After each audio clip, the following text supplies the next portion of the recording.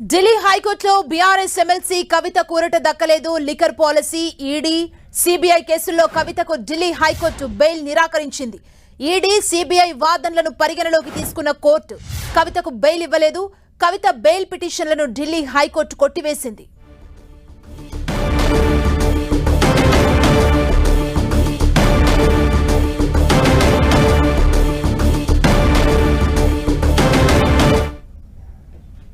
ఢిల్లీ హైకోర్టులో BRS MLC కవితకు ఊరట దక్కలేదు. ఇదే అంశానికి సంబంధించి మరింత సమాచారం మా ప్రతినిధి గోపి మనకు అందిస్తారు. గోపి,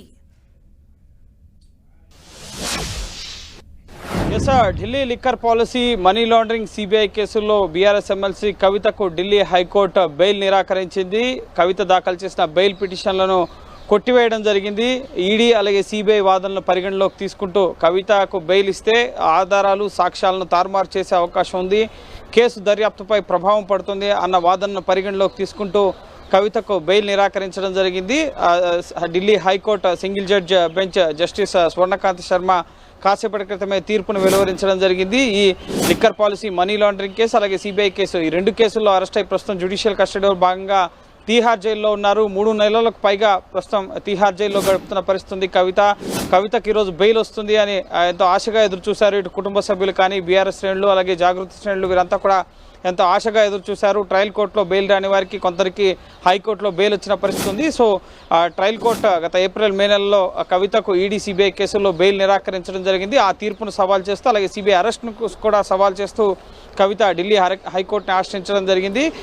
గత మే నెలలో మే 27, 28 ఈ 2 తేదీల్లోనే తీర్పుని ముఖ్యంగా వాదనలు విని తీర్పుని రిజర్వ్ చేయడం జరిగింది. జూన్ నెలంతా కూడా వెకేషన్ కావడంతో తీర్పు వెలువరించలేదు. ఈరోజు మొదట మధ్యాహ్నం 2:30కి తీర్పు వస్తుంది అనుకున్నారు. ఆ తర్వాత 5 గంటలకు వాయిదా పడింది. సో 5 గంటలకి తీర్పు వెలువరిస్తూ ఆ 2 పిటిషన్లను కూడా డిస్మిస్ చేస్తున్నట్లుగా జస్టిస్ స్వర్ణకాంత్ శర్మ వెల్లడించడం జరిగింది. ప్రధానంగా ఈ లిక్కర్ కేసులో కవిత ప్రధాన సూత్రధారి, కింగ్ పిన్గా ఉన్నారు. మనీ లాండరింగ్ వ్యవహారంలోనూ అలాగే అవినీతి వ్యవహారం, 2 వ్యవహారాల్లోనూ కూడా కవితకు వ్యతిరేకంగా ఆధారాలు ఉన్నాయి అన్న అంశాన్ని హైకోర్టు పరిగణలోకి తీసుకోవడం జరిగింది.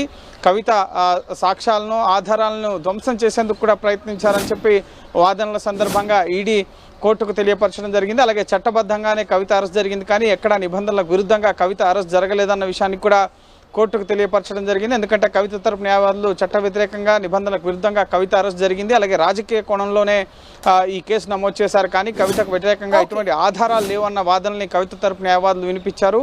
అలాగే ఒక మహిళగా ఉన్నందుకు కూడా ఆవిడకు బెయిల్ ఇవ్వాలన్నారు, కానీ ఒక మహిళగా ఉన్నంత మాత్రాన బెయిల్ ఇవ్వాల్సిన అవసరం లేదని చెప్పి దర్యాప్తు సంస్థలు వాదనలు వినిపించడం జరిగింది. సో ప్రస్తుతం జ్యుడిషియల్ కస్టడీలో తీహార్ జైల్లో ఉన్నారు కవిత. నెక్స్ట్ జ్యుడిషియల్ కస్టడీ జూలై 3వ తేదీన ఈడీ కేసులో, అలాగే ఇటు సిబిఐ కేసులో జూలై 6వ తేదీన మళ్ళీ ట్రయల్ కోర్టులో విచారణ జరగబోతుంది. ఆ సందర్భంగా కవితను కోర్టులో ప్రొడ్యూస్ చేసే అవకాశం ఉంది. అయితే ఇప్పుడు ఢిల్లీ హైకోర్టులో బెయిల్ నిరాకరించడంతో కవిత తరపు న్యాయవాదులు సుప్రీంకోర్టును ఆశ్రయించే అవకాశం ఉంది కవితకు బెయిల్ కోసం. సో చూడాలి, ముఖ్యంగా కవిత తరపు న్యాయవాదులు దీనిపైన స్పందించే అవకాశం ఉంది. ఎప్పుడు వారు సుప్రీంకోర్టుకు వెళ్ళబోతున్నారు, తదుపరి న్యాయ పోరాటం ఏ విధంగా ఉండబోతుంది అనేది రానున్న రోజుల్లో తెలియబోతోంది. థాంక్యూ గోపి.